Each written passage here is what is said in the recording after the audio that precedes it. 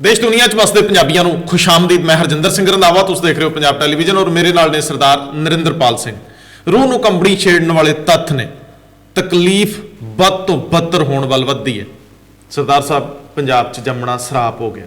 ਜਦੋਂ ਜੰਮਦੇ ਦੇ ਸਿਰ ਤੇ ਕਰਜ਼ੇ ਦੀ ਪੰਡ ਹੋਵੇ ਤੇ ਫਿਰ ਉਹ ਜੰਮਣਾ ਵੀ ਨਹੀਂ ਕਿਹਾ ਜਾ ਸਕਦਾ।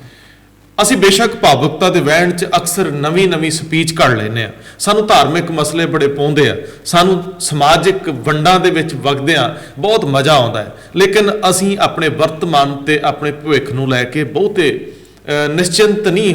ਅਸੀਂ ਸਾਰੇ ਦੇ ਸਾਰੇ ਇੱਕ ਵਹਿਣ 'ਚ ਵਹਿੰਦੇ ਪਏ ਆ ਜਿਹਦੇ ਵਿੱਚ ਸਾਡੀਆਂ ਤਰਜੀਹਾਂ ਕੁਝ ਹੋਰ ਨੇ, ਹੋਣੀਆਂ ਕੁਝ ਹੋਰ ਚਾਹੀਦੀਆਂ। ਆਖਰ ਜਿਸ ਧਰਤੀ ਦੇ ਉੱਤੇ ਅਸਾਂ ਵਸਣ ਹੈ, ਉਸ ਧਰਤੀ ਦੇ ਕਿਹੜੇ ਪਹਿਲੂ ਸਭ ਤੋਂ ਵੱਧ ਸਾਨੂੰ ਪ੍ਰਭਾਵਿਤ ਕਰਦੇ ਆ, ਇਹਦੀ ਫਿਕਰ ਸਾਨੂੰ ਨਹੀਂ। ਉਹ ਕੰਸਰਨ ਕੋਈ ਹੋਰ ਨੇ, ਉਹ ਸਰੋਕਾਰ ਕੋਈ ਹੋਰ ਨੇ। ਸਾਨੂੰ ਤਾਂ ਜਾਤ ਬਰਾਦਰੀਆਂ 'ਚ ਵੰਡਤਾ, ਸਾਨੂੰ ਤਾਂ ਇੱਕ ਵੋਟਰ ਤੋਂ ਮਹਿਜ ਅੱਗੇ ਅੰਕਿਆ ਹੀ ਨਹੀਂ ਗਿਆ। ਲੇਕਿਨ ਜਦੋਂ ਕੈਗ ਵਰਗਾ ਅਦਾਰਾ, ਹਾਲਾਂਕਿ ਇਹ ਕੈਗ ਤੇ ਵੀ ਕਈ ਟਿੱਪਣੀਆਂ ਹੁੰਦੀਆਂ ਰਹੀਆਂ ਨੇ, ਕੈਗ ਦੇ ਅੰਕੜੇ ਗਲਤ ਵੀ ਹੁੰਦੇ ਰਹੇ ਆ, ਲੇਕਿਨ ਪੰਜਾਬ ਨੂੰ ਲੈ ਕੇ ਜਿੰਨੀ ਭਿਆਨਕ ਤਸਵੀਰ ਪੇਸ਼ ਕੀਤੀ ਗਈ ਆ ਕਿ ਅਗਲੇ ਕੁਝ ਸਾਲਾਂ ਦੇ ਵਿੱਚ ਅਸੀਂ ਲਗਭਗ 4.25 ਲੱਖ ਕਰੋੜ ਦੇ ਕਰਜ਼ੇ ਥੱਲੇ ਦੱਬੇ ਹੋਵਾਂਗੇ। ਮੈਨੂੰ ਸਰਦਾਰ ਸਾਹਿਬ ਸਭ ਤੋਂ ਜ਼ਿਆਦਾ ਤਕਲੀਫ ਇਹ ਹੋਈ ਕਿ ਸਾਡੇ ਕੋਲ, ਸਾਡੀ ਸਟੇਟ ਕੋਲ ਕੁੱਲ ਮਿਲਾ ਕੇ ਸਾਰੇ ਖਰਚੇ ਕਰਕੇ ਵਿਕਾਸ ਲਈ ਸਿਰਫ 5% ਪੈਸਾ ਬਚਦਾ ਹੈ। ਜਿਸ ਸਟੇਟ ਕੋਲ, ਜਿਸ ਸੂਬੇ ਕੋਲ ਸਿਰਫ 5% ਆਪਣੇ ਨਾਗਰਿਕਾਂ ਦੀ ਬਿਹਤਰੀ ਲਈ ਖਰਚ ਕਰਨ ਲਈ ਪੈਸੇ ਹੋਣਗੇ, ਉੱਥੋਂ ਦੇ ਲੋਕਾਂ ਦੇ ਜਨ ਜੀਵਨ ਨੂੰ ਉੱਚਾ ਸੋਚ ਹੀ ਨਹੀਂ ਸਕਦੇ। ਅਸੀਂ ਕਿਸ ਖਾਤੇ 'ਚ ਪਾਵਾਂਗੇ? ਅਸੀਂ ਵਰਲਡ ਰੈਂਕਿੰਗ ਤਾਂ ਛੱਡੀਏ, ਭਾਰਤ ਦੇ ਸ਼ਹਿਰਾਂ ਦੀ ਰੈਂਕਿੰਗ ਦੇ ਵਿੱਚ ਸਾਡੇ ਕੋਲ ਕੀ ਪਿਆ ਇਸ ਵੇਲੇ? ਜੇਕਰ ਸਿਆਸਤਦਾਨਾਂ ਦੇ ਲਾਰਿਆਂ ਤੋਂ ਅੱਗੇ ਪੰਜਾਬ ਨੂੰ ਅੰਕਣਾ ਹੋਵੇ, ਮੇਰਾ ਖਿਆਲ ਸਭ ਤੋਂ ਘਟੀਆ ਜੀਵਨ ਪੱਧਰ ਦੇ ਵਾਹਕ ਅਸੀਂ ਹੈ। ਕੌਣ ਇਹਦੀ ਜ਼ਿੰਮੇਵਾਰੀ ਲਊਗਾ? ਸਾਰੀਆਂ ਧਿਰਾਂ ਸਿਆਸਤ ਕਰ ਰਹੀਆਂ। ਦੇਖੋ, ਜ਼ਿੰਮੇਵਾਰੀ ਕਿਸੇ ਨੂੰ ਨਹੀਂ ਲੈਣੀ। ਸੁਪਨਾ ਆਇਆ 2024 ਦਾ, ਹੁਣ ਤੇ ਰਹਿ ਗਿਆ ਤੁਹਾਡੇ ਸਾਹਮਣੇ ਜੀ। ਕਿਸੇ ਨੂੰ 2022 'ਚ ਵਾਰਾ ਖਾਣਾ, ਕਿਸੇ ਨੂੰ 2024 'ਚ ਖਾਣਾ। ਲੇਕਿਨ ਜੋ ਕੈਗ ਦੀ ਰਿਪੋਰਟ ਹੈ ਉਹ ਖਤਰਨਾਕ ਹੈ। ਉਹ ਕਹਿੰਦਾ ਕਿ 2006-07 ਦੇ ਵਿੱਚ ਜਦੋਂ ਅਕਾਲੀ ਦਲ ਭਾਜਪਾ ਜਿਹੜਾ ਗੱਠਜੋੜ ਸੀ ਇੱਕ ਸੱਤਾ 'ਚ ਆਇਆ ਤੇ ਪੰਜਾਬ ਦੇ ਸਿਰ 40,000 ਕਰੋੜ ਦਾ ਕਰਜ਼ਾ ਸੀ ਜੀ। ਕਹਿੰਦਾ 31 ਮਾਰਚ ਨੂੰ ਜਦੋਂ ਕਹਿੰਦਾ 2016-17 'ਚ ਗਏ ਨੇ, ਕਹਿੰਦਾ ਉਸ ਟਾਈਮ ਤੇ 1,53,000 ਕਰੋੜ ਦਾ ਕਰਜ਼ਾ ਛੱਡ ਕੇ ਗਏ ਨੇ ਜੀ, ਜਿਹੜਾ ਕਿ 2019-31 ਮਾਰਚ ਨੂੰ 1,79,000 ਕਰੋੜ ਬਣ ਗਿਆ। ਮੈਂ ਇੱਥੇ ਇੱਕ ਟਿੱਪਣੀ ਮੈਂ ਜ਼ਰੂਰ ਚਾਹੂੰਗਾ, ਕਿਉਂਕਿ ਮਨਪ੍ਰੀਤ ਸਿੰਘ ਬਾਦਲ ਜਦੋਂ ਪਹਿਲੀ ਬਾਦਲ ਦੀ ਗਵਰਨਮੈਂਟ ਸੀ ਉਹਦੇ ਵਿੱਚ ਵੀ ਖਜ਼ਾਨਾ ਮੰਤਰੀ ਸੀ, ਬਿਲਕੁਲ ਬਤੌਰ ਫਾਈਨਾਂਸ ਮਿਨਿਸਟਰ। ਉਹਨਾਂ ਦੇ ਉਦੋਂ ਵੀ ਦਾਅਵੇ ਬੜੇ ਵੱਡੇ ਸੀ, ਉਹਨਾਂ ਨੇ ਕਟੌਤੀਆਂ ਬਜਟ ਦੇ ਵਿੱਚ ਜਿਹੜੀਆਂ ਕੰਜੂਸੀਆਂ ਉਹ ਬੜੀਆਂ ਕੀਤੀਆਂ। ਹੁਣ ਜਦੋਂ ਦੁਬਾਰਾ ਉਹ ਕੈਪਟਨ ਗਵਰਨਮੈਂਟ ਦੇ ਵਿੱਚ ਬਤੌਰ ਵਿੱਤ ਮੰਤਰੀ ਆਉਂਦੇ ਆ, ਸਭ ਤੋਂ ਪਹਿਲਾਂ ਉਹਨਾਂ ਕਿਹਾ ਮੈਨੂੰ 3 ਸਾਲ ਦਿਓ, ਮੇਰੇ ਕੋਲ ਕੋਈ ਐਮਐਲਏ ਗ੍ਰਾਂਟ ਮੰਗਣ ਨਾ ਆਵੇ, ਮੇਰੇ ਕੋਲ ਕੋਈ ਰਾਤ ਦੀ ਆਸ ਨਾ ਕਰਿਓ, 3 ਸਾਲ ਬਾਅਦ ਮੈਂ ਆਪਣਾ ਲੇਖਾ ਜੋਖਾ ਪੇਸ਼ ਕਰੂੰਗਾ, ਮੈਂ ਪੰਜਾਬ ਨੂੰ ਜਿਹੜਾ ਘਾਟੇ ਵਾਲੇ ਬਜਟ ਵਿੱਚੋਂ ਕੱਢ ਕੇ ਬਾਹਰ ਲਿਆਉਂਗਾ।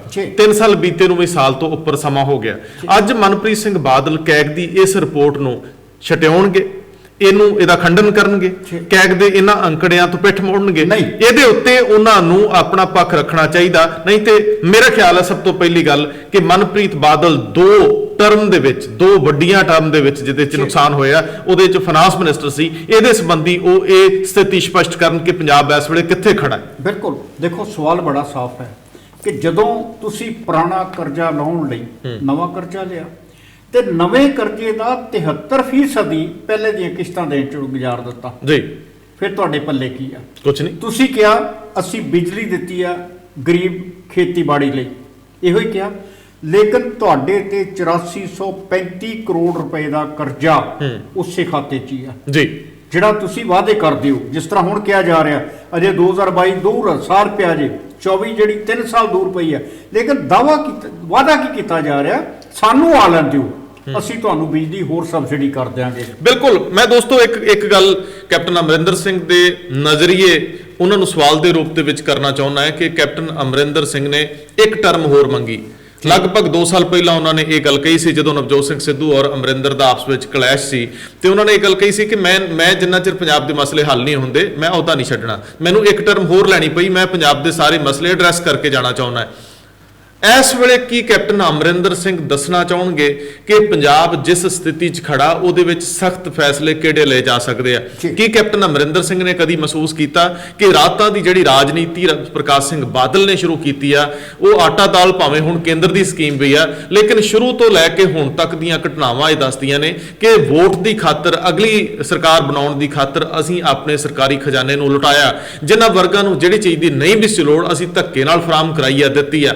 ਇਸ ਵੇਲੇ ਕੈਪਟਨ ਅਮਰਿੰਦਰ ਸਿੰਘ ਪੰਜਾਬ ਦੇ ਖਜ਼ਾਨੇ ਦੀ ਸਹੀ ਸਥਿਤੀ ਦੱਸਣਗੇ। ਇਹ ਬਜਟ ਜਿਹੜਾ ਪੇਸ਼ ਹੋਣਾ, ਇਹਦੇ ਵਿੱਚ ਕੀ ਹੋਊਗਾ, ਇਹਦੇ ਬਾਰੇ ਕੋਈ ਨਹੀਂ ਦੱਸਦਾ ਕਿ ਕਰਜ਼ਾ ਇੰਨਾ ਕਿਉਂ ਵੱਧ ਰਿਹਾ। ਕਰਜ਼ਾ ਕੀ ਆ? ਪਹਿਲੇ ਕਰਜ਼ੇ ਦੀਆਂ ਕਿਸ਼ਤਾਂ ਦੇਣ ਲਈ, ਉਹਦੀਆਂ ਇੰਸਟਾਲਮੈਂਟ ਦੇਣ ਲਈ ਵਰਤਿਆ ਜਾ ਰਿਹਾ। ਨਵਾਂ ਕਰਜ਼ਾ ਕਿਵੇਂ ਲਿਆ ਜਾ ਰਿਹਾ, ਕਿਵੇਂ ਪ੍ਰਾਪਰਟੀਆਂ ਗਹਿਣੇ ਕੀਤੀਆਂ ਜਾ ਰਹੀਆਂ। ਇਹ ਬੜਾ ਵੱਡਾ ਸਵਾਲ ਆ ਕਿ ਕੀ ਹੁਣ ਅਸੀਂ ਜਿੱਥੇ ਖੜੇ ਆ, ਜੇਕਰ ਅਸੀਂ ਇਹਦੇ ਤੋਂ 2028-29 ਤੱਕ ਜਾਂਦੇ ਆ, 6.5 ਲੱਖ ਕਰੋੜ ਤੱਕ ਅਸੀਂ ਚਲੇ ਜਾਂਦੇ ਆ, ਉਸ ਵੇਲੇ ਸਾਡੀ ਇਨਕਮ ਔਰ ਸਾਡੇ ਖਰਚਿਆਂ ਦੇ ਵਿਚਲਾ ਜਿਹੜਾ ਫਰਕ ਹੈ, ਉਹਦੇ ਵਿੱਚ ਇਹ ਇੱਕ ਪਹਾੜ ਜਿੱਡਾ ਇੱਕ ਅੰਕੜਾ ਹੋਊਗਾ ਦੇਣਦਾਰੀਆਂ ਦਾ, ਵਿਆਜ ਦਾ, ਉਹ ਜਿਹੜੇ ਮੂਲ ਦਾ। ਔਰ ਉਦੋਂ ਪੰਜਾਬ ਦੇ ਹਾਲਾਤ ਇੰਨੇ ਬੱਤਰ ਹੋਣਗੇ। ਕੇਂਦਰ ਸਦਾ ਪੰਜਾਬ ਵੱਲ ਪਿੱਠ ਕਰਕੇ ਰੱਖਦਾ, ਕੇਂਦਰ ਕਦੇ ਹੱਥ ਖੁੱਲਾ ਨਹੀਂ ਦਿੰਦਾ, ਕੇਂਦਰ ਕਦੇ ਨਹੀਂ ਸੋਚਦਾ ਕਿ ਇਹ ਅੰਤਰਰਾਸ਼ਟਰੀ ਬਾਰਡਰ ਨੂੰ ਫੇਸ ਕਰਦੇ ਆ, ਇੱਥੇ ਟੈਰਰਿਜ਼ਮ ਵਰਗੀਆਂ ਸਥਿਤੀਆਂ ਬਣੀਆਂ ਨੇ। ਲੇਕਿਨ ਸਭ ਤੋਂ ਵੱਡਾ ਸਵਾਲ ਆ ਕਿ ਇੱਥੋਂ ਦੇ ਜਿਹੜੇ ਸ਼ਾਸਕ ਪ੍ਰਸ਼ਾਸਕ ਨੇ, ਜਿਹੜੇ ਸੱਤਾ ਚਾਹੁੰਦੇ ਨੇ, ਪਹਿਲਾਂ ਬਾਦਲ, ਹੁਣ ਕੈਪਟਨ ਅਮਰਿੰਦਰ, ਉਹਨਾਂ ਨੇ ਵੀ ਕਦੀ ਨਹੀਂ ਦੱਸਿਆ ਕਿ ਮੰਨ ਲਓ ਜੇਕਰ ਇਹਨੂੰ ਇਸ ਬੱਤਰ ਸਥਿਤੀ ਚੋਂ ਕੱਢਣਾ ਹੈ ਤੇ ਪੰਜਾਬ ਨੂੰ ਆਪਣੇ ਆਪ ਕੀ ਕਰਨਾ ਹੈ। ਕੀ ਤੁਸੀਂ ਰਾਤਾਂ ਦੀ ਰਾਜਨੀਤੀ ਬੰਦ ਕਰਕੇ ਇੱਕ ਹਾਕ ਮਾਰੋਗੇ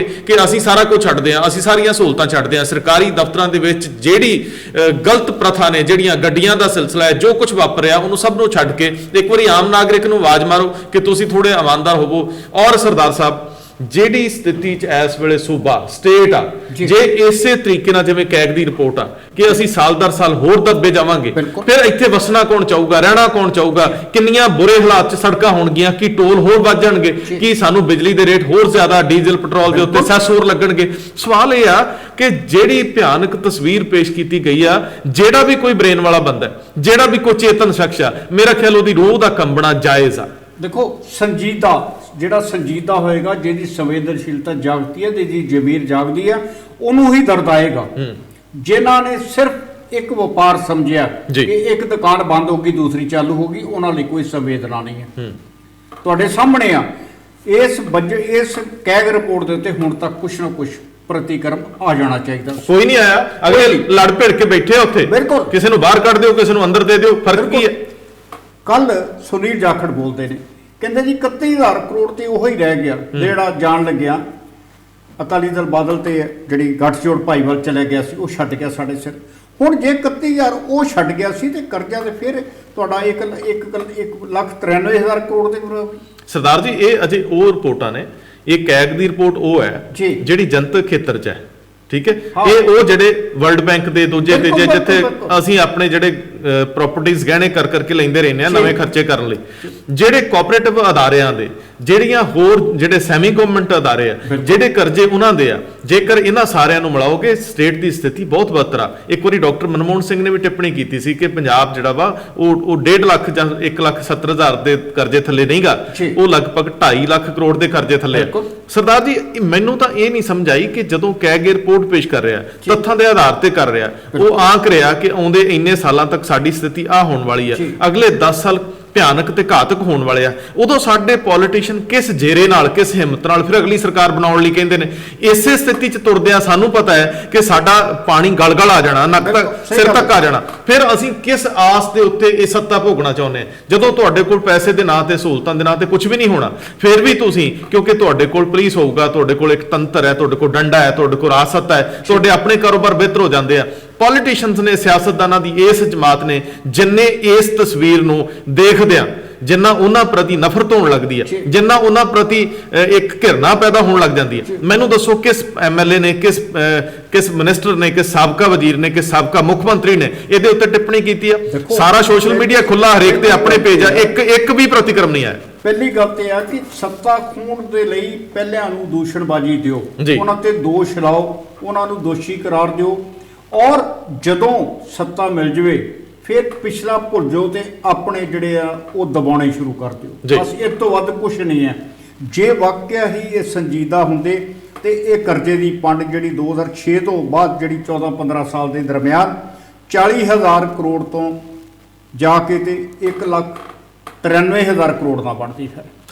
ਇਸ ਜਦੋਂ ਅਸੀਂ ਇਸ ਤਰ੍ਹਾਂ ਦੇ ਹਾਲਾਤ ਵਿੱਚ ਆਪਣੇ ਆਪ ਨੂੰ ਪਾਉਂਦੇ ਆ ਤਾਂ ਫਿਰ ਸਾਡੀ ਸਿੱਧੀ ਨਜ਼ਰ ਜਾਂਦੀ ਆ ਕਿ ਉਸ ਸੂਬੇ ਦੇ ਖਜ਼ਾਨੇ ਦਾ ਪ੍ਰਬੰਧ ਕੌਣ ਚਲਾ ਰਿਹਾ। ਮੈਂ ਬਾਰ-ਬਾਰ ਇਹ ਗੱਲ ਕਹਿ ਰਿਹਾ ਕਿ ਮਨਪ੍ਰੀਤ ਸਿੰਘ ਬਾਦਲ ਅੰਕੜਿਆਂ ਦੀ ਖੇਡ ਵਿੱਚ ਆਪਣੇ ਆਪ ਨੂੰ ਜਿੰਨੇ ਵੀ ਸਿਆਸਤਦਾਨ ਪੰਜਾਬ ਦੀ ਸਰਜ਼ਮੀਂ ਤੇ ਵਿਚਰਦੇ ਆ ਉਹਨਾਂ ਨਾਲੋਂ ਬਿਹਤਰ ਮੰਨਦੇ ਆ। ਮਨਪ੍ਰੀਤ ਸਿੰਘ ਬਾਦਲ ਨੂੰ ਸਿਰਫ ਤੇ ਸਿਰਫ ਖਜ਼ਾਨਾ ਮੰਤਰੀ ਵਜੋਂ ਹੀ ਚਿਤਵਿਆ ਜਾਂਦਾ, ਸੋਚਿਆ ਜਾਂਦਾ। ਮਨਪ੍ਰੀਤ ਸਿੰਘ ਬਾਦਲ ਕਦੇ ਕਿਸੇ ਦੂਜੇ ਮਹਿਕਮੇ ਬਾਰੇ ਸੋਚ ਹੀ ਨਹੀਂ ਸਕਦੇ ਜਾਂ ਉਹਨਾਂ ਨੂੰ ਕਿਆਸਿਆ ਨਹੀਂ ਜਾਂਦਾ।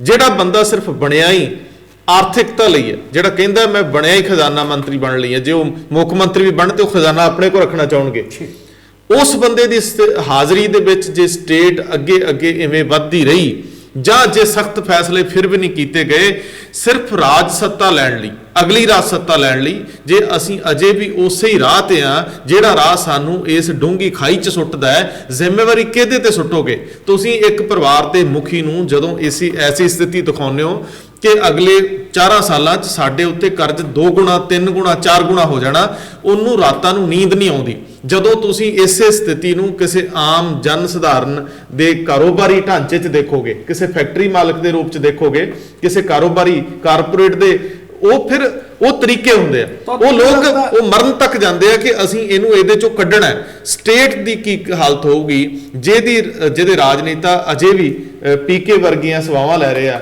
ਲੁਭਾਵਣੇ ਵਾਅਦੇ ਲੈ ਰਹੇ ਆ। ਇਹਦਾ ਮਤਲਬ ਕਿ ਤੁਸੀਂ ਆਪਣੇ ਆਪ ਕੁਝ ਕਰ ਹੀ ਨਹੀਂ ਸਕਦੇ ਜੀ। ਤੁਹਾਨੂੰ ਯਾਦ ਹੈ ਕਿ ਪਹਿਲੀ ਸਰਕਾਰ 'ਚ ਆਪਣੇ ਜਿਹੜੇ ਹੈਗੇ ਨੇ ਬਾਦਲ ਸਾਹਿਬ, ਮਨਪ੍ਰੀਤ ਬਾਦਲ, ਉਹਨਾਂ ਅਸਤੀਫਾ ਦੇ ਦਿੱਤਾ ਸੀ। ਤੁਹਾਨੂੰ ਯਾਦ ਹੈ ਆਖੇ ਮੇਰੀ ਤਾਂ ਕੋਈ ਸੁਣਵਾਈ ਨਹੀਂ ਹੋ ਰਹੀ, ਮੈਨੂੰ ਕੰਮ ਕਰਨੀ ਦੇ ਰਹੀ।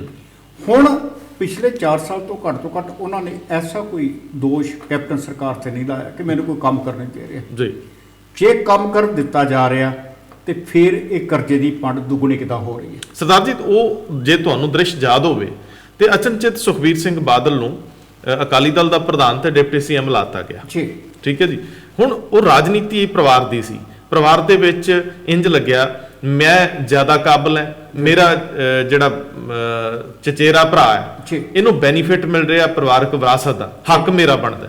ਇੰਜ ਲੱਗਿਆ ਕਿ ਮੈਂ ਕਾਬਲ ਹੈ, ਮੈਂ ਦਲ ਹੀ ਛੱਡਦਾ, ਮੈਂ ਨਵੀਂ ਪਾਰਟੀ ਬਣਾ ਕੇ ਤੇ ਮੁੱਖ ਮੰਤਰੀ ਬਣੂੰਗਾ। ਸੁਪਨਾ ਮੁੱਖ ਮੰਤਰੀ ਬਣਦਾ ਸੀ।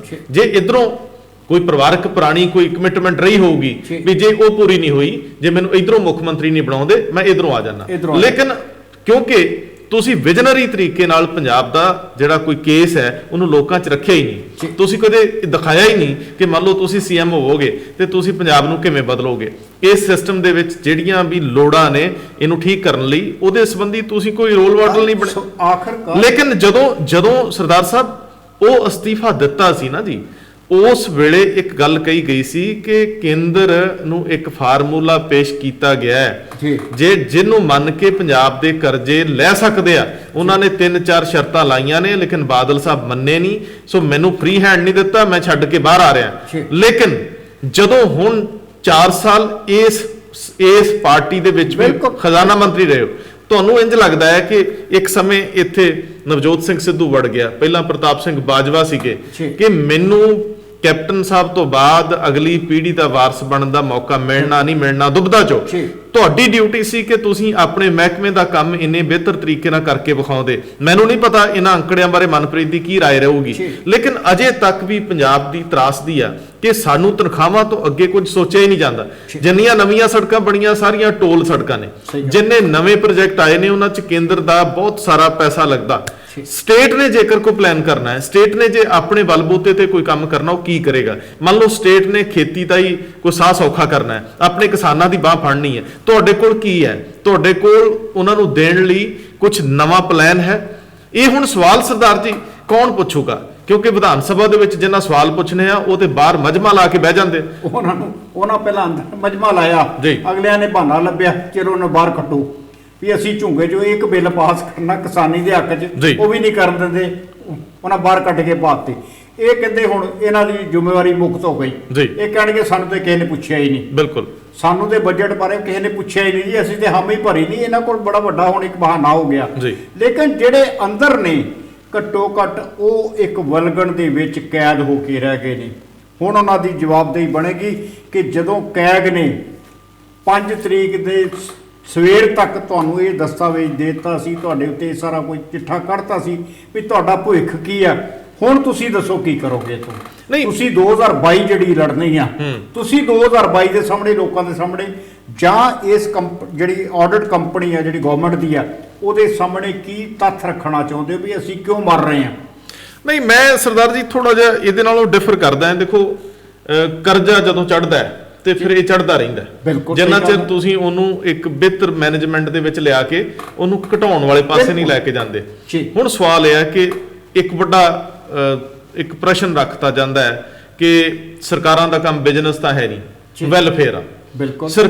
ਲੇਕਿਨ ਸਰਕਾਰਾਂ ਦੇ ਵਿੱਚ ਜਿਹੜੇ ਲੋਕ ਬੈਠੇ ਉਹ ਤੇ ਬਿਜ਼ਨਸਮੈਨ ਨੇ। ਹਾਂ, ਉਹ ਤੁਸੀਂ ਬੜਾ ਸੋਹਣਾ ਸਵਾਲ ਉਠਾਇਆ। ਜਦੋਂ ਸਾਡੇ ਮੁੱਖ ਮੰਤਰੀ ਜਾਂ ਉਪ ਮੁੱਖ ਮੰਤਰੀ ਮਾਸਟਰੋ ਬਿਜ਼ਨਸ ਐਡਮਿਨਿਸਟ੍ਰੇਸ਼ਨ ਆਉਂਦੇ ਨੇ ਤੇ ਫਿਰ ਕੀ ਕਿਆਸਿਆ ਜਾਵੇ? ਤੁਸੀਂ ਸੁਖਬੀਰ ਬਾਦਲ ਤੋਂ ਤੁਹਾਡਾ ਮਤਲਬ ਹੈ, ਲੇਕਿਨ ਮੈਂ ਉੱਥੇ ਵੀ ਇੱਕ ਗੱਲ ਆਉਣਾ ਹੈ ਕਿ ਜਦੋਂ ਸਰਦਾਰ ਸਾਹਿਬ ਵੈਲਫੇਅਰ ਸਟੇਟ ਦਾ ਕਨਸੈਪਟ ਹੁੰਦਾ ਉਦੋਂ ਵੀ ਇਹ ਪੱਖ ਬੜਾ ਅਹਿਮ ਆ ਕਿ ਤੁਸੀਂ ਆਪਣੇ ਰਿਸੋਰਸ ਕਿਵੇਂ ਬਣਾਉਣੇ, ਖਰਚੇ ਕਿਵੇਂ ਘਟਾਉਣੇ ਆ, ਸਾਧਨ ਕਿਵੇਂ ਜਟਾਉਣੇ ਆ। ਬਿਲਕੁਲ।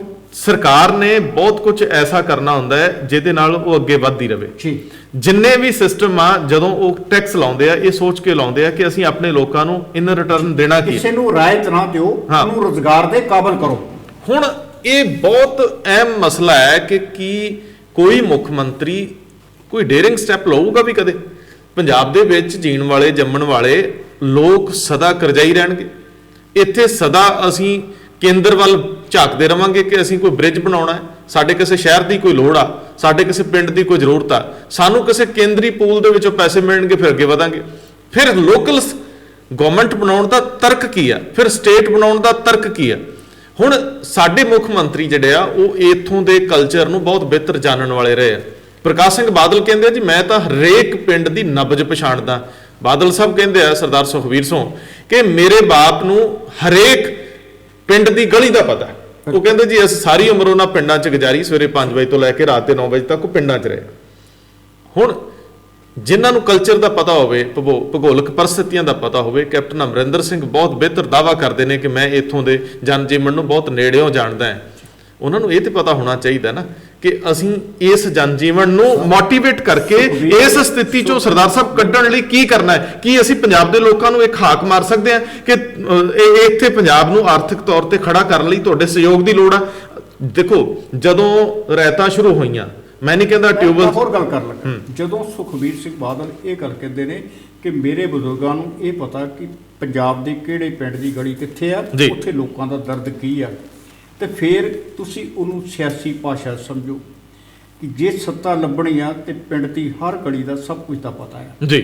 ਸਿਆਸਤਦਾਨਾਂ ਦਾ ਅਸਲੀ ਰੂਪ ਜਿਹੜਾ ਆ ਉਹ ਗਲੀਆਂ ਦੇ ਵਿੱਚ, ਮੁਹੱਲਿਆਂ ਦੇ ਵਿੱਚ ਉਦੋਂ ਵੇਖਣ ਨੂੰ ਮਿਲਦਾ ਜਦੋਂ ਹਰ ਘਰ ਜਾਂਦੇ ਨੇ ਤੇ ਹਰ ਇੱਕ ਨੂੰ ਆਪਣਾ ਮਾਈ ਬਾਪ ਸਮਝਦੇ ਨੇ, ਹਰ ਬੱਚੇ ਦੇ ਸਿਰ ਤੇ ਹੱਥ ਰੱਖਦੇ ਨੇ। ਲੇਕਿਨ ਜਿਉਂ ਹੀ ਸੱਤਾ ਆ ਜਾਂਦੀ ਆ ਫਿਰ ਉਹਨਾਂ ਹੀ ਲੋਕਾਂ ਤੋਂ ਉਹਨਾਂ ਨੂੰ ਖਤਰਾ ਪੈਦਾ ਹੋ ਜਾਂਦਾ ਹੈ। ਬਿਲਕੁਲ ਠੀਕ ਹੈ, ਬਿਲਕੁਲ। ਔਰ ਖਤਰਾ ਇਸ ਕਰਕੇ ਪੈਦਾ ਹੁੰਦਾ ਕਿ ਜਿਹੜੇ ਅਸੀਂ ਐਡੇ ਐਡੇ ਚੋਣ ਮੈਨੀਫੈਸਟੋ ਕੀਤੇ ਸੀ ਜਾਂ ਜੋ ਪ੍ਰਸ਼ਾਸਕ ਸ਼ੋਅ ਦੇ ਪਿਛਲੇ 5 ਸਾਲ ਪਹਿਲਾਂ ਜੋ ਜਲਵੇ ਦਿਖਾਏ, ਜੋ ਪ੍ਰਚਾਰਿਆ, ਹੁਣ ਜਦੋਂ ਅਸੀਂ ਪੂਰਾ ਨਹੀਂ ਕਰ ਸਕੇ, ਇਸ ਕਰਕੇ ਸਾਨੂੰ ਉਹਨਾਂ ਲੋਕਾਂ ਤੋਂ ਦੂਰੀ ਬਣਾਈ ਰੱਖੀ ਪੈਂਦੀ। ਨਹੀਂ ਸਰ, ਤੀਸਰਾ ਸਵਾਲ ਜਿਹੜਾ ਮੇਰਾ ਹੈ ਕਿ ਜਦੋਂ ਕੇਂਦਰ ਨਾਲ ਤੁਹਾਡੀ ਭਾਈਵਾਲੀ ਸੀ, ਜਦੋਂ ਕੇਂਦਰ ਦੇ ਵਿੱਚ ਬੈਠੇ ਲੋਕਾਂ ਨਾਲ ਤੁਹਾਡੀ ਭਾਈਵਾਲੀ ਸੀ, ਉਦੋਂ ਤੇ ਤੁਹਾਨੂੰ ਸ਼ਰਤਾਂ ਐਡੀਆਂ ਮਜ਼ਬੂਤ ਸੀ, ਜੇ ਲਾਈਆਂ ਗਈਆਂ ਤੇ ਆਖਰ ਉਹਨਾਂ ਸ਼ਰਤਾਂ ਨੂੰ ਨਰਮ ਕਿਵੇਂ ਕਰਾਉਣਾ ਸੀ ਭਾਈਵਾਲਾ ਨੇ।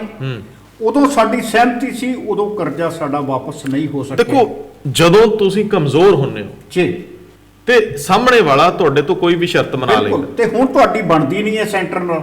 ਹੁਣ ਮਨਪ੍ਰੀਤ ਬਾਦਲ ਹੋਰਾਂ ਕੋ ਜਾਂ ਕੈਪਟਨ ਅਮਰਿੰਦਰ ਸਿੰਘ ਹੋਰਾਂ ਕੋ ਬਹੁਤ ਵਧੀਆ ਬਹਾਨਾ ਹੈ ਕਿ ਜੀ ਸਾਡੀ ਤੇ ਸਰਕਾਰ ਨਾਲ ਇਸ ਵੇਲੇ ਬਣਦੀ ਨਹੀਂ ਪਈ। ਮੈਂ ਸਰਦਾਰ ਜੀ ਉਤੋਂ ਉਰੇ ਰਹਿਣਾ ਚਾਹੁੰਦਾ। ਕੇਂਦਰ ਨੇ ਸੈਂਟਰਲ ਪੂਲ ਦੇ ਪੱਖੋਂ ਜੋ ਵੀ ਅਨੁਪਾਤ ਰੱਖਿਆ ਹੋਊਗਾ ਰਾਜਾਂ ਦਾ ਜੀ, ਉਹਦੇ ਵਿੱਚ ਦੇਰ ਸਵੇਰ ਦਿੰਦੇ ਹੀ ਰਹਿਣਾ। ਜੇ ਨਹੀਂ ਦੇਣਗੇ ਇਹ ਕੋਰਟ 'ਚ ਜਾਣਗੇ, ਇਹਨਾਂ ਕੋ ਹੱਕ ਰਾਖਵੇਂ। ਸਵਾਲ ਤੇ ਇਹ ਹੈ ਕਿ ਫੈਡਰਲ ਢਾਂਚੇ 'ਚ ਜਿਹੜੀ ਸਟੇਟ ਆ, ਸਟੇਟ ਕੀ ਕਰ ਸਕਦੀ ਹੈ? ਤੁਹਾਡੇ ਸਾਧਨ ਕਿੰਨੇ ਆ, ਤੁਹਾਡਾ ਖਰਚਾ ਕਿੰਨਾ, ਉਸ ਸਬੰਧ ਦੇ ਵਿੱਚ ਤੁਸੀਂ ਆਪਣੇ ਰਾਜ ਦੇ ਲੋਕਾਂ ਨੂੰ ਇੱਕ ਹਾਕ ਮਾਰ ਸਕਦੇ ਹੋ, ਆਵਾਜ਼ ਮਾਰ ਸਕਦੇ ਹੋ ਕਿ ਸਾਡੀ ਆਹ ਸਥਿਤੀ ਹੈ, ਜੀ। ਸਾਨੂੰ ਕਿਹੜੀਆਂ ਰਿਆਇਤਾਂ ਬੰਦ ਕਰਨੀਆਂ। ਜੀ। ਸਭ ਤੋਂ ਪਹਿਲਾਂ ਮੁੱਖ ਮੰਤਰੀ ਇਹ ਐਲਾਨ ਕਰਨ ਕਿ ਮੈਨੂੰ ਮੇਰੀਆਂ ਗੱਡੀਆਂ 60 ਗੱਡੀਆਂ ਦਾ ਕਾਫਲਾ, ਮੈਂ ਨਿਕਲਾਂ ਨਾ ਨਿਕਲਾਂ, ਉਹ 60 ਗੱਡੀਆਂ ਦਾ ਕਾਫਲਾ ਨਾ ਕਰੋ। ਉਹਨਾਂ ਨੇ ਕਹਿਣਾ ਕਿ ਹੁਣ ਨਵੀਂ ਚੋਣ ਹੋਣ ਵਾਲੀ ਆ, ਹੁਣ ਐਮਐਲਏ ਨੂੰ ਇੱਕ ਇੱਕ ਨਵੀਂ ਗੱਡੀ ਹੋਰ ਦੇ ਦਿਓ। ਇਹ ਨਹੀਂ ਹੋ ਸਕਦਾ। ਦੇਖੋ ਸਹੂਲਤਾਂ ਜਿਹੜੀਆਂ ਨੇ ਥੱਲੇ ਜਿਹੜੇ ਜ਼ਮੀਨੀ ਪੱਧਰ ਦੇ ਲੋਕ ਉਹਨਾਂ ਦੀਆਂ ਤੇ ਘਟ ਸਕਦੀਆਂ ਨੇ, ਲੇਕਿਨ ਜਿਹੜੇ ਉੱਪਰ ਲੋਕ ਨੇ ਉਹਨਾਂ ਨੂੰ ਤੇ ਭੱਜ ਰੱਠ ਬੜੀ ਹੁੰਦੀ ਆ। ਉਹ ਤੇ ਜਹਾਜ਼ ਵੀ ਵਰਤਣਗੇ ਸਰਕਾਰੀ, ਸਭ ਕੁਝ ਹੈ। ਲੇਕਿਨ ਸਵਾਲ ਇਹ ਨਹੀਂ ਹੈ, ਸਵਾਲ ਸਿਰਫ ਇਹ ਆ ਕਿ ਤੁਸੀਂ 2022 ਦਾ ਜੇ ਸੁਪਨਾ ਲੈ ਰਹੇ ਹੋ, ਘੱਟੋ ਘੱਟ ਇਹ ਸਾਫ਼ ਕਰ ਦਿਓ ਕਿ ਇਹ ਜਿਹੜੀ ਕਰਜ਼ੇ ਦੀ ਪੰਡ ਆਮ ਲੋਕਾਂ ਦੇ ਸਿਰ ਤੇ ਚੜ ਰਹੀ ਆ, ਤੁਸੀਂ ਲਾਉਣ ਲਈ ਕੀ ਕਰੋਗੇ? ਹਾਂ, ਇਹ ਇੱਕ ਅਹਿਮ ਸਵਾਲ ਆ ਕਿ ਕੀ ਸਰਕਾਰ ਦੇ ਪੱਧਰ ਤੇ ਤੁਰੰਤ ਪ੍ਰਭਾਵ ਨਾਲ ਕੋਈ ਅਨਾਉਂਸਮੈਂਟਸ ਹੋਣਗੀਆਂ। ਕੁਝ ਇਸ ਡਰੋਂ ਕਿ ਕੱਲ ਨੂੰ ਸਾਡੀਆਂ ਵੋਟਾਂ ਘਟ ਜਾਣਗੀਆਂ, ਕੋਈ ਰਿਆਇਤਾਂ ਜਿਹੜੀਆਂ ਬਿਨਾਂ ਮਤਲਬ ਨੇ ਉਹਨਾਂ ਤੋਂ ਹੱਥ ਪਿਛਾਂ ਖਿੱਚੇ ਜਾਣਗੇ। ਉਹ ਖਰਚੇ ਜਿਹੜੇ ਸਰਕਾਰੀ ਪੱਧਰ ਤੇ ਬੇਲੋੜੇ ਨੇ ਉਹਨਾਂ ਦੇ ਉੱਤੇ ਰੋਕ ਲਾਈ ਜਾਊਗੀ। ਮੰਤਰੀਆਂ ਦੇ ਦੌਰੇ ਜਿਨ੍ਹਾਂ ਦਾ ਕੋਈ ਅਰਥ ਨਹੀਂ, ਇਹ ਜਿਹੜੇ ਵਿਆਹ ਸ਼ਾਦੀਆਂ ਭੋਗ ਅਟੈਂਡ ਕਰਨੇ ਸਰਕਾਰੀ ਖਰਚਿਆਂ ਦੇ ਉੱਤੇ ਤੇ ਤਗੜੀਆਂ ਟੀਮਾਂ 100-100 ਬੰਦੇ ਦੀਆਂ ਤੁਰੀਆਂ ਫਿਰਦੀਆਂ ਸਰਕਾਰੀ ਮਹਿਮਾਨ ਬਣ ਕੇ, ਕੀ ਇਹਨਾਂ ਤੇ ਰੋਕ ਲੱਗ ਸਕਦੀ? ਕੀ ਸਰਕਾਰੀ ਮਹਿਕਮਿਆਂ ਦੇ ਵਿੱਚ ਚੱਲ ਰਿਹਾ ਨਜਾਇਜ਼ ਤੰਤਰ ਬੰਦ ਹੋ ਸਕਦਾ? ਕੀ ਲੀਕੇਜ ਟੈਕਸਸ ਦੀ ਬੰਦ ਹੋ ਸਕਦੀ, ਲੋਕਾਂ ਨੂੰ ਆਵਾਜ਼ ਮਾਰੀ ਜਾ ਸਕਦੀ? ਤੇ ਫਿਰ ਕੀ ਕੋਈ ਐਸਾ ਰਾਖਵਾਂ ਫੰਡ ਕਾਇਮ ਕੀਤਾ ਜਾ ਸਕਦਾ ਜਿੱਥੇ ਸਾਡੇ NRI ਤੇ ਸਾਡੇ ਵਰਗੇ ਲੋਕ ਜਿੰਨੇ ਵੀ ਹੈਗੇ ਆ ਆਪਣੀ ਸਟੇਟ ਨੂੰ ਸਰਵ ਕਰਨ ਲਈ ਕੋਈ ਤਿਲ ਫੁੱਲ ਭੇਟ ਕਰਨ? ਪੰਜਾਬ ਬਚਾਓ ਨਾਂ ਦਾ ਕੋਈ ਫੰਡ ਕਾਇਮ ਕਰ ਸਕਦੇ ਆ ਪੰਜਾਬ ਦੇ ਮੁੱਖ ਮੰਤਰੀ, ਔਰ ਉਹਦੇ ਵਿੱਚ ਪਹਿਲਾਂ ਆਪਣੀ ਨਿੱਜੀ ਪਰਸਨਲ ਜੇਬ ਦੇ ਵਿੱਚੋਂ ਕੋਈ ਕਰੋੜ ਰੁਪਈਆ ਦੇਣਾ ਚਾਹਣਗੇ, ਕਰੋੜ ਬਾਦਲ ਦੇਣ, ਕਰੋੜ ਇਹ ਦੇਣ, ਤੇ ਉਸ ਤੋਂ ਬਾਅਦ ਆਮ ਬੰਦੇ ਨੂੰ ਆਵਾਜ਼ ਮਾਰਨ। ਕੀ ਅਸੀਂ ਪੰਜਾਬੀ ਇੰਨੇ ਗਏ ਗੁਜਰੇ ਆ ਕਿ ਅਸੀਂ ਸਟੇਟ ਨੂੰ ਲੱਗਦਾ ਕਿ ਜੇ ਕੈਪਟਨ ਅਮਰਿੰਦਰ ਸਿੰਘ ਕਹਿਣ ਕਿ ਮੈਂ 1 ਕਰੋੜ ਦਿੱਤਾ ਤੇ ਅਕਾਲੀ ਦਲ ਕਹਿ ਦੇਗਾ ਕਿ 20 ਕਰੋੜ ਦਿੱਤਾ? ਇਹ ਨਹੀਂ ਹੋਣਾ। ਹੋ ਵੀ ਸਕਦਾ। ਉਹਨਾਂ ਨੇ ਕਹਿਣਾ ਇਹ ਸਿਆਸੀ ਖੇਡ ਹੈ ਕੈਪਟਨ ਸਾਹਿਬ ਦੀ, ਕਿਉਂਕਿ ਦੂਸ਼ਣਬਾਜ਼ੀ ਹੈ ਜੀ। ਸਿਆਸਤ ਖੜੀ ਦੂਸ਼ਣਬਾਜ਼ੀ ਤੇ ਆ, ਦੂਸਰੇ ਨੂੰ ਗਾਲਾਂ ਕੱਢ ਕੇ ਕਮਜ਼ੋਰ ਸਿੱਧ ਕਰਕੇ ਹੀ ਸੱਤਾ ਵੱਲ ਆਉਂਦੇ ਨੇ। ਹਾਂ, ਇਹ ਜ਼ਰੂਰ ਹੈ ਕਿ ਜੇ ਇਹ ਸ਼ੁਰੂਆਤ ਹੁੰਦੀ ਆ ਪੰਜਾਬ ਨੂੰ ਬਚਾਉਣ ਦੇ ਲਈ, ਤੇ ਜਿਹੜੇ NRI ਜਿਹੜੇ ਸਿਆਸੀ ਪਾਰਟੀਆਂ ਨੂੰ ਵੈਸੇ ਭੇਟਾ ਦਿੰਦੇ ਨੇ ਜਦੋਂ ਚੋਣਾਂ ਆਉਂਦੀਆਂ ਨੇ, ਤੇ ਉਹ ਇਸ ਪਾਸੇ ਵੀ ਆਪਣਾ ਮੂੰਹ ਖੋਲ ਸਕਦੇ ਨੇ। ਕੱਲ ਨੂੰ ਕੀ ਪੰਜਾਬ ਦੇ ਵਿੱਚ ਇਹ ਮੁੱਦੇ ਆਮ ਲੋਕ ਪੁੱਛਣਗੇ, ਇਹ ਮੁੱਦੇ ਰੱਖਣਗੇ, ਜਾਂ ਫਿਰ ਅਸੀਂ ਧਾਰਮਿਕ ਰੰਗਤ 'ਚ ਹੀ ਰੰਗੇ ਰਵਾਂਗੇ, ਵੋਟ ਭਾਵੁਕ ਵੇਗ 'ਚੋਂ ਹੀ ਨਿਕਲੂਗੀ? ਜੇ ਜੀਣ ਦਾ ਸਮਾਨ ਨਾ ਹੋਇਆ ਤੇ ਬਾਕੀ ਮਸਲੇ ਆਪੇ ਹੀ ਮੁੱਕ ਜਾਣੇ ਆ। ਇੰਜ ਲੱਗਦਾ ਹੈ ਕਿ ਜਿਵੇਂ ਇਸ ਸਟੇਟ ਦਾ ਕੋਈ ਬਾਲੀਵਾਰਸ ਨਾ ਰਿਹਾ ਹੋਵੇ। ਜੇ ਕੈਗ ਦੀ ਰਿਪੋਰਟ ਅੱਖਰ ਸੱਚ ਮੰਨ ਲਈ ਜਾਵੇ ਤੇ ਅਗਲੇ ਦਿਨਾਂ ਦੇ ਵਿੱਚ ਲੱਖਾਂ ਕਰੋੜ ਦਾ ਕਰਜ਼ੇ ਦਾ ਅੰਬਾਰ ਸਾਡੇ ਸਿਰ ਤੇ ਹੋਊਗਾ, ਸਾਡੇ ਤੋਂ ਉੱਠ ਨਹੀਂ ਹੋਣਾ। ਅੱਜ ਤੁਹਾਨੂੰ ਲੱਗਦਾ ਹੈ ਕੀ ਫਰਕ ਪੈਂਦਾ? ਸਰਕਾਰ ਦਾ ਕਰਜ਼ਾ ਹੈ, ਕਰਜ਼ਾ ਸਰਕਾਰ ਦਾ ਨਹੀਂ ਹੁੰਦਾ, ਕਰਜ਼ਾ ਆਮ ਲੋਕਾਂ ਦਾ ਹੈ, ਆਮ ਲੋਕਾਂ ਨੇ ਚੁਕਾਉਣਾ ਹੈ। ਕਦੇ ਰਾਜਨੇਤਾਵਾਂ ਦੀਆਂ ਸਹੂਲਤਾਂ ਨਹੀਂ ਘਟਦੀਆਂ ਤੇ ਗੱਡੀਆਂ ਦੇ ਕਾਫਲੇ ਨਹੀਂ ਘਟਦੇ। ਜੇ ਕੁਝ ਘਟਦਾ ਹੈ ਤੇ ਉਹ ਤੁਹਾਡਾ ਔਰ ਸਾਡਾ ਸਾਰਿਆਂ ਦਾ ਘਟਦਾ ਹੈ। ਸੋ ਮੈਨੂੰ ਇੰਝ ਲੱਗਦਾ ਹੈ ਕਿ ਜੇ ਤੁਸੀਂ ਚਾਹੁੰਦੇ ਹੋ ਕਿ ਸਟੇਟ ਤੁਹਾਡੇ ਡੀਜ਼ਲ ਪੈਟਰੋਲ ਤੇ ਹੋਰ ਟੈਕਸ ਨਾ ਲਾਵੇ, ਜੇ ਤੁਹਾਡੇ ਆਟਾ ਦਾਲ ਜਿਹੜੀ ਉਹ ਹੋਰ ਮਹਿੰਗੀ ਨਾ ਹੋ ਜੇ, ਤੁਹਾਡੀ ਚੀਨੀ ਦਾਲਾਂ ਮਹਿੰਗੀਆਂ ਨਾ ਹੋਣ, ਹੋਰ ਟੈਕਸ ਉੱਤੇ ਨਾ ਆਉਣ, ਤੇ ਇਹ ਤਰੀਕਾ ਹੈ ਕਿ ਅਸੀਂ ਸਰਕਾਰਾਂ ਉਹ ਚੁਣੀਏ ਜਿਹੜੀਆਂ ਸਾਡੇ ਲਈ ਕੰਮ ਕਰਨ। ਉਹ ਇਹ ਨਾ ਸੋਚਣ ਕਿ ਸਰਕਾਰ ਦੇ ਵਿੱਚ ਰਹਿੰਦਿਆਂ ਸੱਤਾ ਦੀ ਜ਼ੋਰ ਨਾਲ ਆਪਣੇ ਕਾਰੋਬਾਰ ਕਰਨੇ ਆ, ਸਰਕਾਰ ਦਾ ਕਾਰੋਬਾਰ ਚਲਾਉਣ। ਤੇ ਕੋਈ 5 ਸਾਲ ਲਈ ਕੋਈ ਐਸੀ ਹਸਤੀ ਖੜੀ ਹੋ ਜੇ ਜਿਹੜੀ ਇਸ ਡਗਰ ਤੇ ਚੰਗੇ ਪਾਸੇ ਤੁਰ ਸਕੇ। ਬਹੁਤ ਮਿਹਰਬਾਨੀ, ਬਹੁਤ ਧੰਨਵਾਦ।